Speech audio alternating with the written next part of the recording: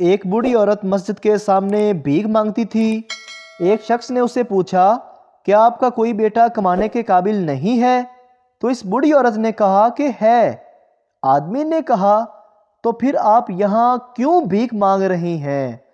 بوڑھی عورت نے کہا کہ میرے شوہر کا انتقال ہو گیا ہے، میرا بیٹا نوکری کے لیے بیرون ملک گیا ہے، جاتے ہوئے اخراجات کے لیے مجھے کچھ رقم دے گیا تھا، وہ خرچ ہو گئی ہے، اس وجہ سے میں بھیک مانگ رہی ہوں۔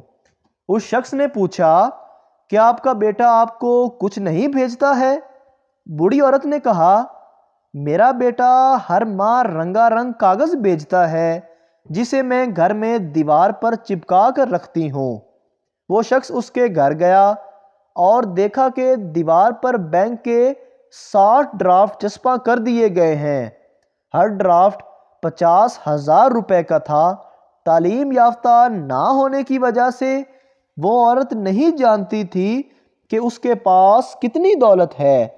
اس شخص نے اسے ڈرافٹ کی اہمیت سمجھا دی تو وہ عورت بہت خوش بھی ہوئی اور حیران بھی ہوئی اور پریشان بھی ہوئی کہ دولت ہوتے ہوئے بھی وہ بھیک مانگتی رہی ہے۔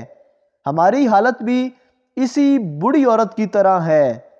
ہمارے پاس قرآن مجید ہے اور ہم اسے اپنے منہ سے چومتے اور ماتھے پر لگا کر اپنے گھر میں رکھتے ہیں، لیکن ہم اس کا فائدہ صرف اس صورت میں اٹھا سکیں گے کہ جب ہم اسے پڑھیں گے، اس کے معنی اور تفسیر کو سمجھیں گے اور اس کو اپنی عملی زندگی میں لے کر آئیں گے، تب ہی انشاءاللہ تعالی ہماری دنیا اور اس کے بعد کی زندگی دونوں بہتر ہوگی۔